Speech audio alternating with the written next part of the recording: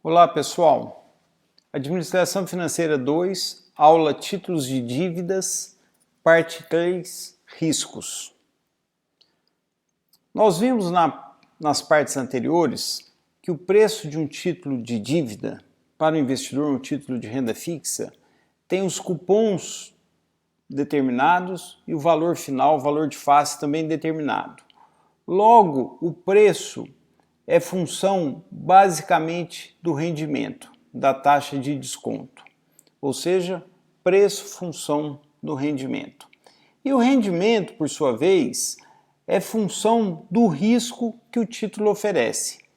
Esse risco pode ser dividido em vários. Nós temos risco de crédito, o risco do emissor do título não pagar aquele fluxo esperado, o risco das taxas de juros, ou seja, o efeito no preço e no reinvestimento que nós vamos ver logo mais, vamos aprofundar um pouquinho logo em seguida, o risco das taxas de juros, ou seja, as taxas de juros influenciam no rendimento que influenciam no preço. O risco de inflação, títulos pré-fixados, por exemplo, tem o fluxo pré-determinado, já a quantia financeira do cupom. Se a inflação subir, aquele cupom de juros terá um poder de compra menor do que o esperado pelo investidor quando comprou esse título. Isso é uma preocupação muito grande no Brasil. Risco de mudança na tributação. Os rendimentos têm tributação específica, tributação na renda variável, tributação na renda fixa, que é o exemplo aqui de títulos de dívida. Se houver mudança na tributação, o rendimento final para o investidor será diferente. Risco de um resgate antecipado. Há títulos que têm a opção para a empresa resgatar antecipadamente, então o investidor naquele título corre o risco do seu título ser resgatado antecipadamente. Título na taxa de câmbio.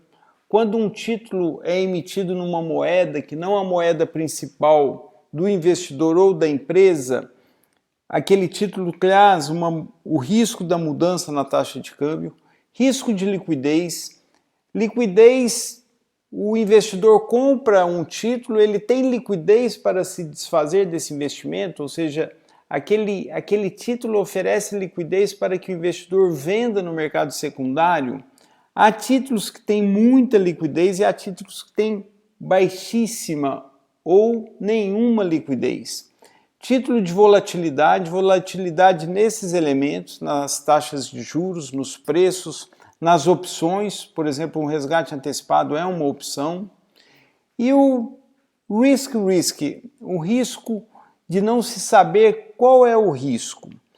Nesta aula, nós vamos dar mais destaque para estes três primeiros elementos. Risco de crédito, das taxas de juros e de inflação, porque nós entendemos que são os riscos mais importantes, mais significativos para os investidores acompanharem, para as empresas que emitem títulos de dívida para se financiarem, acompanharem. Não que esses outros riscos não sejam importantes, mas vamos dar destaque para esses três. Risco de crédito. O risco de crédito, uma ferramenta útil para se acompanhar o risco de crédito são os ratings. O que são os ratings? O rating é uma classificação de crédito que algumas empresas independentes fazem dos títulos, fazem tanto dos emissores, dos governos, das empresas, como dos títulos específicos. Então tem uma empresa A que tem um título A1, A2, A3, e o risco, a classificação, o rating pode ser tanto para o emissor, para a empresa, como aquele título específico. Geralmente eles são iguais ou próximos, mas podem ser diferentes. Por quê? Porque às vezes os títulos trazem algumas características que mudam a sua classificação de crédito, o seu rating em relação à empresa. Nós temos aqui duas dessas agências, Moody's e Standard & Poor's. Aqui um exemplo da tabela dos ratings que eles trazem. Nós temos aqui, agora em agosto de 2020, como estavam os ratings de vários países. Então aqui estão os países com os ratings mais altos, e aqui no final da fila eu selecionei apenas alguns países importantes para as empresas brasileiras olharem. Por quê? Porque nestes países estão empresas que concorrem com empresas brasileiras, e aqui no final da fila o Brasil, com um rating baixo comparativamente aos outros países. Qual é a implicação direta disso? A implicação direta disto é o custo de capital. Por quê? Porque o risco de crédito em renda fixa, ele é determinante do custo de capital, o custo pelo qual a empresa emitirá a sua dívida. E a empresa tem como primeira influência, primeiro parâmetro, o quê? O risco de crédito do país onde ela está instalada. Então, as empresas brasileiras têm como importante parâmetro para a definição do seu custo de capital na emissão de uma dívida, ou seja, o seu custo de capital de terceiros, o custo de captação dos títulos públicos, dos títulos do Tesouro Brasileiro. E aí nós temos como importante determinante disso o rating do Brasil, que está aqui. Eu trago aqui onde está o Brasil. Aqui está uma tabela de ratings por 4 agências. Aqui estão a Standard & Poor's, a Moody's, que eu destaquei na transparência anterior, e aqui está o rating do Brasil por essas 4 agências. Veja o seguinte, aqui eu tenho graus elevados de ratings, ou seja, são os que são chamados investment grades, que são títulos ou emissores com baixíssimo risco de crédito, e aqui nós temos riscos de crédito mais considerados, que são classificados nessa classe aqui especulativa. O Brasil está aqui. Então veja que uma captação do Tesouro Brasileiro, uma captação de uma empresa brasileira tem aqui uma primeira influência para o seu custo. Veja que o Brasil está bem abaixo dos ratings considerados investment grade. E aqui eu trago o quê? Uma tabela também coletada agora em agosto de 2020 neste site, que mostra a relação entre rating e custo de capital. Aqui está o rendimento de títulos desses países, títulos de 10 anos, e eu peguei alguns exemplos. Aqui estão os países com os mais altos ratings. Vejo que as taxas estão negativas, que é um fenômeno que está acontecendo, é um fenômeno recente de taxas de juros negativas. Aí depois nós temos um segundo grupo de países que estão com taxas positivas, mas taxas ainda muito baixas, ou seja, títulos de 10 anos, aqui por exemplo os Estados Unidos, 0,7% ao ano para títulos de 10 anos. E eu passo para um terceiro grupo de países. Veja o seguinte, o Brasil está aqui, que são ratings menores, mais baixos e custo de captação bem mais alto. Veja que o Brasil está aqui, olha, quase 7%. Então, as taxas de juros do Brasil estão baixas? Sim, elas estão baixas, mas relativamente ainda estão muito altas. Veja que o Brasil tem 7% ao ano para títulos de 10 anos, enquanto os Estados Unidos têm algo próximo a 0,7%. Ou seja, 0,7% para 7% ao ano. E aqui eu tenho um quarto grupo de países onde o custo de capital, porque os ratings são muito baixos, estão extremamente altos. Vejam o que é diferença para as empresas estar num país ou outro. Por quê? Porque elas partem deste parâmetro, elas partem dessa base. A dificuldade que é para as empresas que estão em países que os ratings são baixos, para que ela monte a sua estrutura de financiamento. O custo de capital, que é um dos preços importantes para uma empresa, para uma economia, é determinado a partir disto. Então, as empresas que estão em países com ratings baixos já têm uma condição de competição bem prejudicada quando ela está o quê? Num ambiente onde a competição é mundial, é global. Aqui tem um exemplo para pensarmos um pouquinho sobre risco de crédito, que é o emblemático caso da Enron. Inclusive eu trago aqui um trecho daquele livro que eu recomendei para vocês na parte introdutória dessa disciplina. Veja o seguinte, esse trecho está dizendo, né, que o colapso, o rápido colapso, a velocidade do colapso da Enron surpreendeu muitos. E meses antes, poucos meses antes, as próprias agências de ratings não sinalizavam qualquer problema com essa empresa. Analistas do mercado de ações, por outro lado, recomendavam as ações dessa empresa. Vejo que tinha um analista aqui do Goldman Sachs que ele descrevia a Enron alguns meses antes do colapso da Enron. Ele classificava ela como uma world class company, ou uma líder absoluta, uma clara líder no que? Na indústria de energia.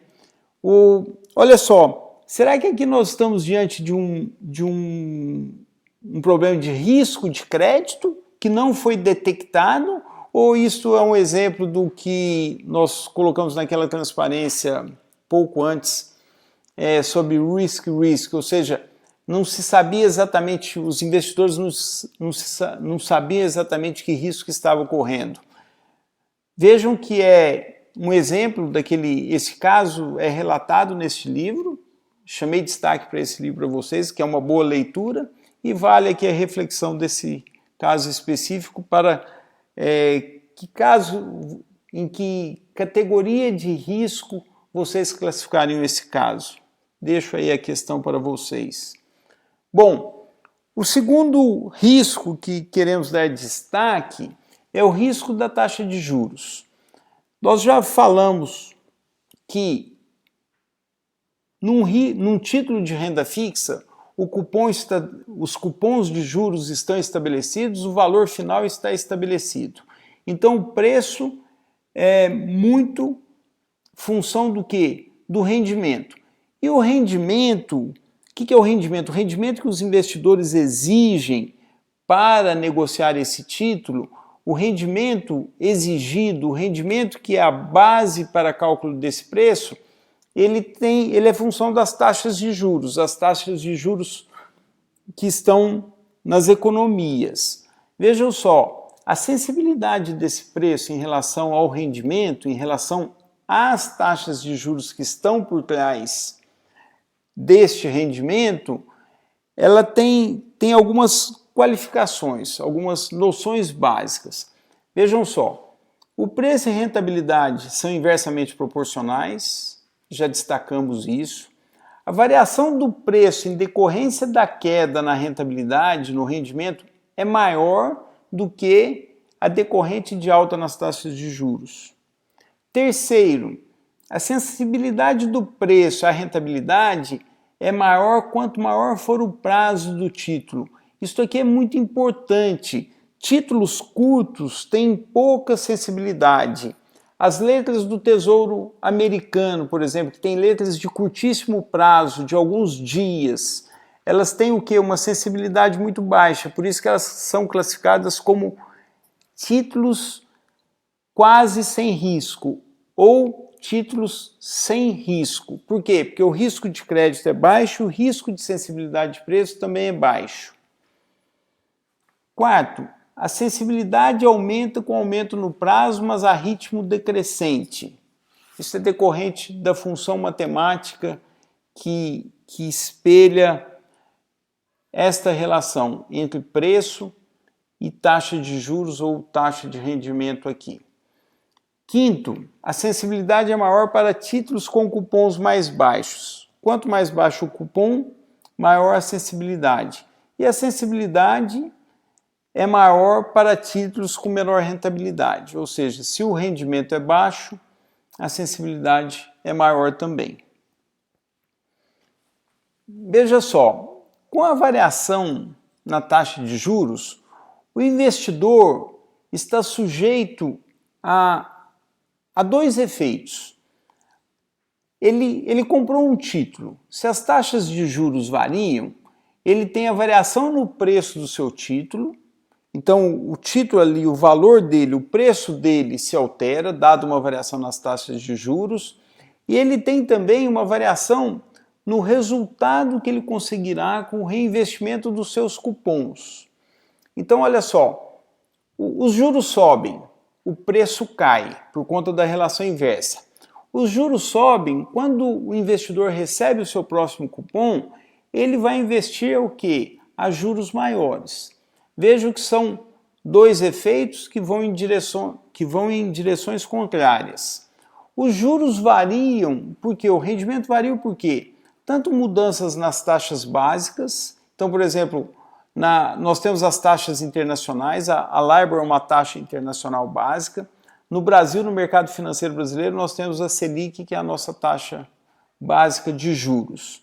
Como por mudanças também nos spreads, os spreads por risco. Então veja só, quando um emissor privado emite um título, ele tem a remuneração básica, ele tem um prêmio pelo risco.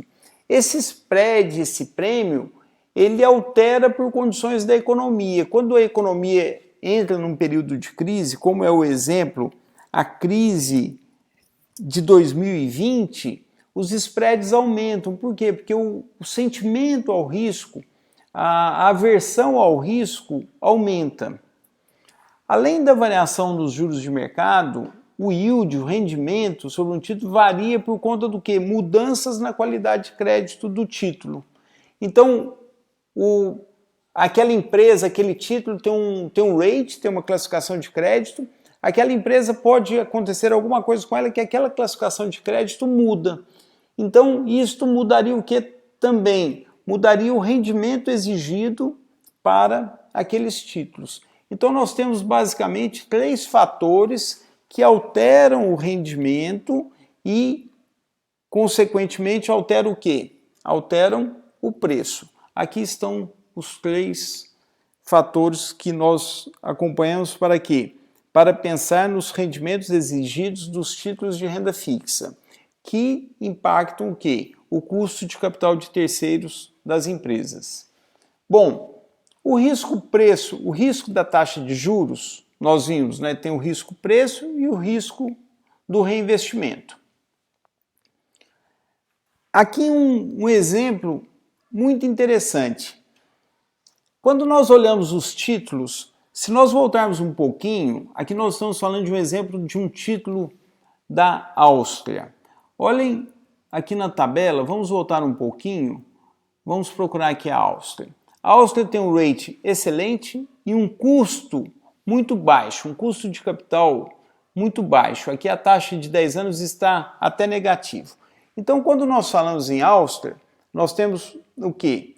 Títulos de baixíssimo risco. Verdade? Verdade. Só que nós estamos falando de qual o risco? Nós estamos falando do risco de crédito, do risco de inadimplência. É um risco significativo? É um risco baixo. Se é um risco baixo, espera-se o quê? Rendimentos baixos. Em relação a quê? A crédito.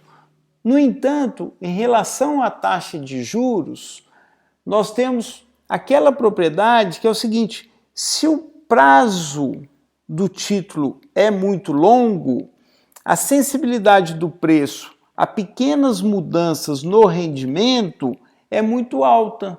Veja o que aconteceu com esses títulos aqui de 100 anos.